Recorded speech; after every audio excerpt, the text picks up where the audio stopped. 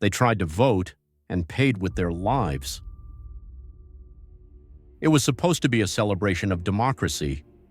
Instead, it became a blood-soaked warning to Black Americans across the South: know your place. But the people of Ocoee, Florida didn't back down, and for that, they were erased. This is the story of the Ocoee Massacre, a brutal, deliberate act of racial terror on Election Day 1920, not just a riot, not a clash, a coordinated destruction of an entire Black community, followed by silence. So why haven't you heard of it? To understand the horror of what happened, you first have to know what Ocoee was. In the early 1900s, Ocoee was a small agricultural town in central Florida, but for Black residents it was a rare place of hope. They owned land, built churches, ran citrus farms. Some were educated, some even wealthy. And for the first time since Reconstruction, a wave of Black Floridians were preparing to vote, legally. But what they didn't know was that this rite, this sacred, simple act, would ignite one of the worst racial atrocities in U.S. history. It started with a man named Mose Norman. A successful Black farmer and businessman, Norman wasn't just literate, he was influential. On Election Day, November 2nd, 1920, Norman rode into town dressed sharply and confidently, ready to cast his ballot. But he was turned away, twice. White poll workers told him he hadn't paid his poll tax, a common lie used to suppress Black voters. Norman returned later that day with the receipt to prove he had, but this time he wasn't just denied, he was threatened. What came next would spiral into a storm no one could control. Infuriated and humiliated, Norman sought protection. He went to the home of his friend and fellow community leader, July Perry. Perry, a respected deacon and landowner, had also tried to vote that day and had been harassed. Word began to spread. Black men were plotting, armed, dangerous. But in truth, they were defending themselves in a country that had never defended them. By nightfall, a white mob, some say 250 strong, had formed. Fueled by rumors, rage, and the ever-present belief in white supremacy, they surrounded Perry's home. Shots rang out. In the chaos, 2 white men were killed. Perry's daughter was injured, and July Perry, wounded, tried to flee. He was captured, dragged through the streets of Orlando, lynched. His body was riddled with bullets and left hanging from a light pole for the world to see, a grotesque warning. But the mob wasn't finished. They marched back to Ocoee, and what followed was annihilation. Homes were burned, churches torched, families hunted. Black residents, men, women, and children were forced to flee into the orange groves, chased by armed men with dogs. How many were killed? We may never know. Estimates range from 30 to over 60 Black residents murdered in cold blood, their bodies never counted, never buried with dignity, never even named. And the survivors? They were told to leave immediately. Those who owned land were forced to sign over their deeds for pennies, or simply lost everything. By the next morning, Ocoee had been cleansed. The thriving Black community was gone, and for the next 60 years, no Black person would live there. The land was stolen, the history erased, and America looked away. What's most chilling is not just the brutality, but the cover-up that followed. Florida newspapers at the time reported a Negro uprising. No investigations, no prosecutions, just silence. Schoolbooks never mentioned it. Survivors were told never to speak, and generations of Floridians grew up without ever knowing what had happened in their own backyard. But why was it hidden? Because acknowledging it meant admitting that America's promise of democracy came with a footnote. That in 1920, just as the country was celebrating women's suffrage and new modern ideals, Black people were being exterminated for trying to vote. And because the victims were Black and the perpetrators were white, justice was never part of the conversation. But Ocoee wasn't an isolated event. It was part of a chilling pattern. Elaine, Arkansas in 1919, Tulsa in 1921, Rosewood in 1923. Each time Black progress met with white rage, each time silence followed. But here's the part they didn't erase. The bravery. Mose Norman and July Perry knew the risks, but they still showed up. They stood in line. They held receipts. They believed in the system, even when it was built to destroy them. And even now, over a century later, their courage echoes. Because the right to vote, something many take for granted, was something they were willing to die for. They didn't just murder families, they stole futures. When the white mob left Ocoee in flames, they didn't walk away empty-handed. They walked away with land, wealth, and power that would grow for generations. And the black families who once lived there, they vanished into history. Because the Ocoee Massacre wasn't just about race, it was about real estate. Let's break down exactly how a brutal massacre was used as a blueprint for robbing black people of everything they built. When the ashes settled on November 3, 1920, the black residents of Ocoee who had survived the violence were gone, fled, displaced, hiding in woods. Some had nothing but the clothes on their backs, but many of them, like July Perry and Mose Norman, had been landowners, not renters, not sharecroppers, owners. That's what made them dangerous. They had generational wealth in the making, and in a country that claimed to reward hard work, they had done just that. Invested in citrus farms, built churches, owned homes and shops. But after the massacre, their names were removed from property records, quietly, systematically. Here's how it worked. Step 1. Intimidation. Survivors were warned not to return. Anyone seen trying to reclaim property would disappear. The climate of terror ensured that even those who wanted to come back wouldn't dare. Step 2. Paper trail manipulation. Land titles were altered, deeds forged, or simply claimed through adverse possession laws, where if no one contests ownership, the land defaults to the new occupant. Convenient, right? Step 3. Profiteering. Local white officials and businessmen swooped in. They snapped up land at dirt-cheap prices. The Perry and Norman properties alone were worth thousands in 1920. Today, that land is worth millions. For example, July Perry's former land, stolen after his lynching, became part of the booming citrus industry, lining the pockets of white families for decades. That wealth built schools, funded political careers, and created comfortable suburban lives. Meanwhile, Perry's descendants lived in silence, haunted by a story they weren't allowed to speak of. And it wasn't just personal theft, it was institutionalized. The banks, silent, the courts, complicit, the newspapers, spun the narrative. They called it a Negro uprising, framed Perry and Norman as agitators, turned victims into villains and looters into landowners, and for almost 100 years, it worked. That's the terrifying genius of this kind of theft. It wasn't just bloodshed, it was erasure. The massacre happened in one night, but the cover-up lasted for generations. And here's the thing, this wasn't an isolated tactic. Across the country, the same pattern unfolded. In Tulsa, Oklahoma, Black Wall Street was torched and land handed over to white speculators. In Rosewood, Florida, a thriving black town was burned and bulldozed. In Forsyth County, Georgia, every single black resident was driven out and their land taken over. Over and over, we see the same formula: violence, silence, wealth transfer, and it adds up.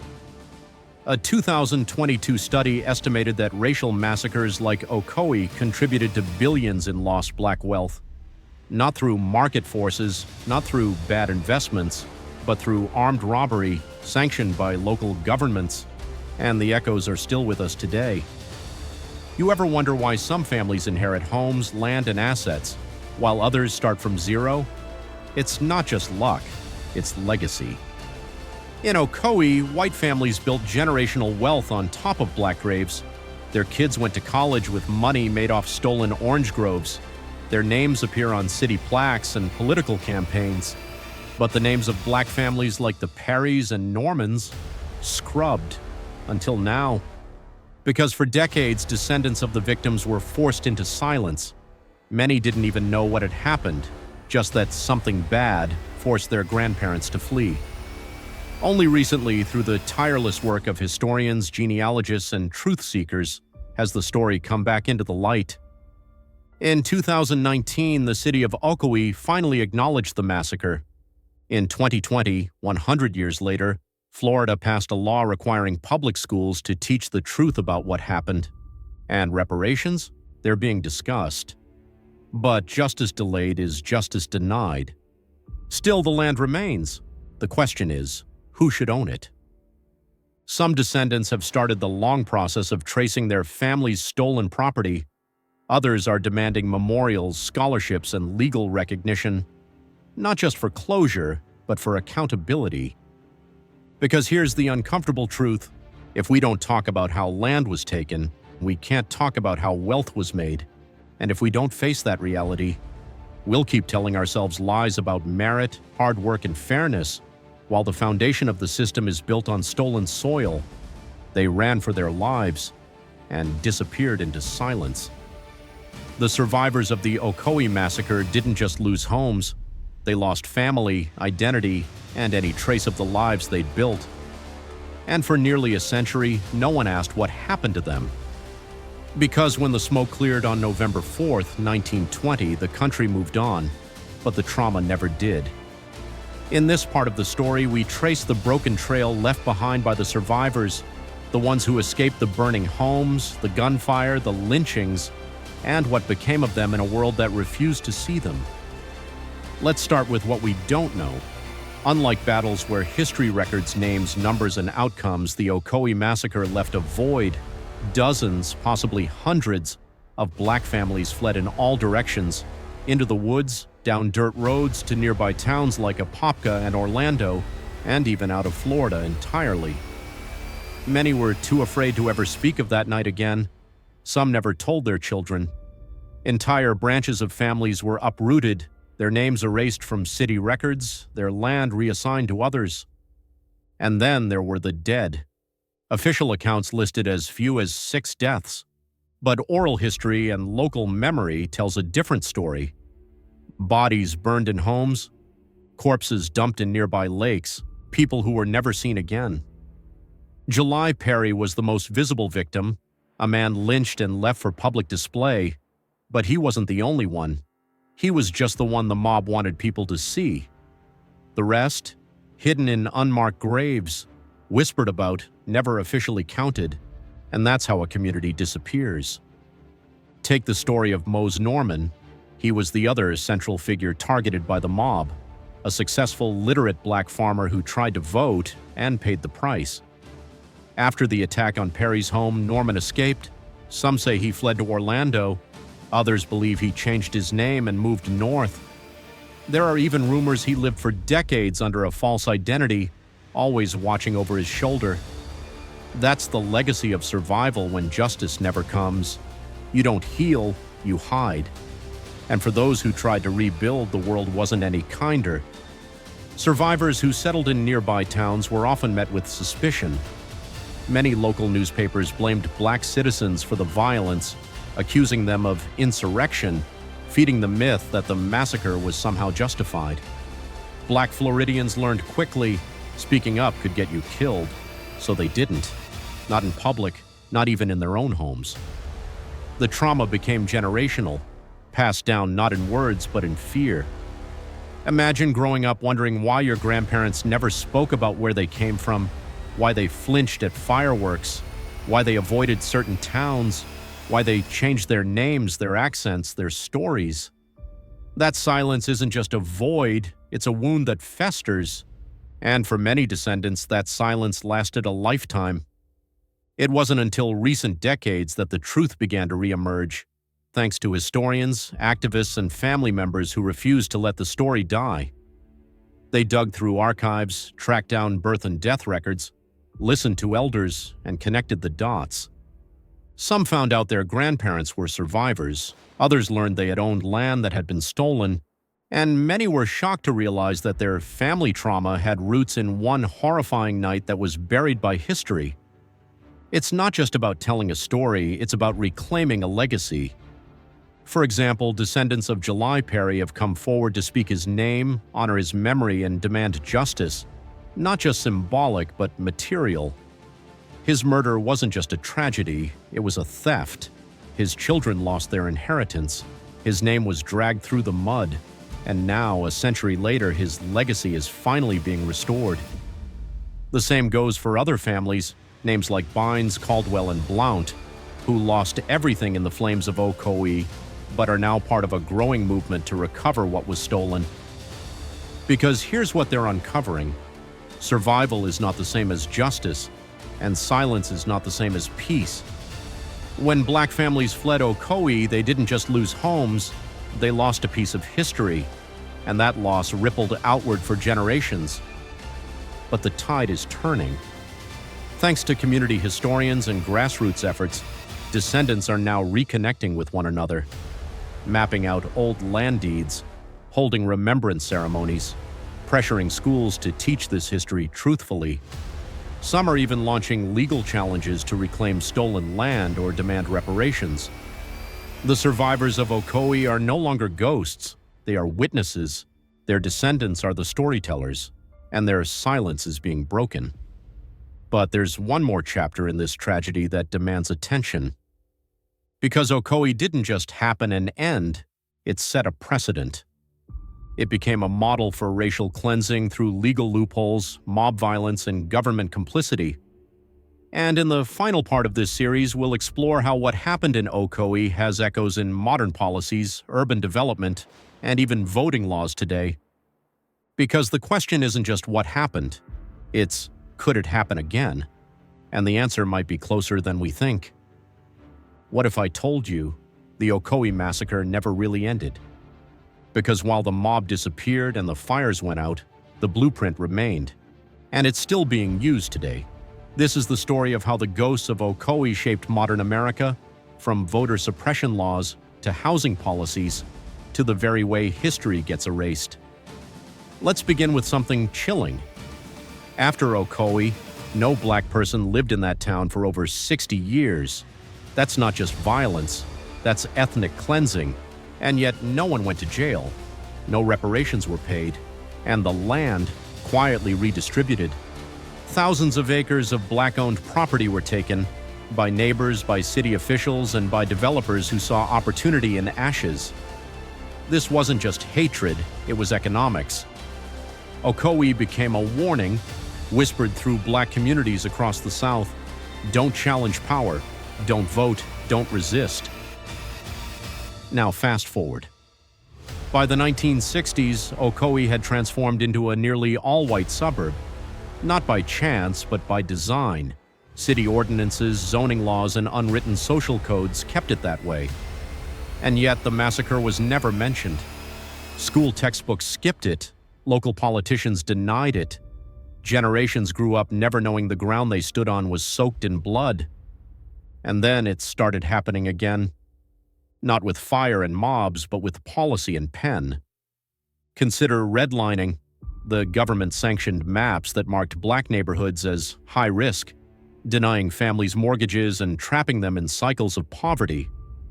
Or urban renewal, where entire Black communities were bulldozed for highways and stadiums, just like they were burned in Ocoee. Or even more recently, voter ID laws, polling station closures, and purging voter rolls, all of which disproportionately affect Black voters. Sound familiar? It should. Because Ocoee wasn't just a one-time horror, it was a prototype, and it worked so well it became part of the American playbook. And here's the most haunting part. Many of the people benefiting from that stolen land still don't know, or don't care, how they got it. Some of the descendants of the mob now live on land once owned by Black families. They drive on roads paved over Black businesses. They inherit homes built on silence. And that silence, it's not just ignorance, it's complicity. But the tide is turning. In 2018, after nearly 100 years, Florida finally passed a law requiring schools to teach the Ocoee Massacre. In 2020, the city of Ocoee issued a formal apology. Memorials were built, streets were renamed, and descendants began to speak out. For the first time, people are starting to ask what was lost and who should pay. That's where the idea of reparations enters the conversation, not just as a concept, but as a legal and moral demand. Because when you trace the impact of Ocoee, it leads to a devastating conclusion. Entire black families could have been wealthy today if not for that one night of terror. Generational wealth was stolen, dreams were extinguished, and the gap we see today between black and white wealth in America, events like Ocoee are the reason. And that raises a question we have to confront. Can there ever be justice without repair? Ocoee's legacy isn't just about what was done, it's about what wasn't done afterward. No prosecution, no restitution, no accountability. That's what makes it a tragedy and a policy failure. But there's hope, because truth is finally breaking through the soil. Young activists, educators, and descendants are reclaiming the narrative. They're building databases, mapping land theft, and pushing for policy change. Museums and documentaries are shining a light on what was once hidden, and people are listening. Because once you learn about Ocoee, you start seeing its echoes everywhere, in Ferguson, in Tulsa, in Jackson, Mississippi. Different names, same playbook. Ocoee is not just history, it's a warning. When we allow silence to cover violence, we invite it to happen again.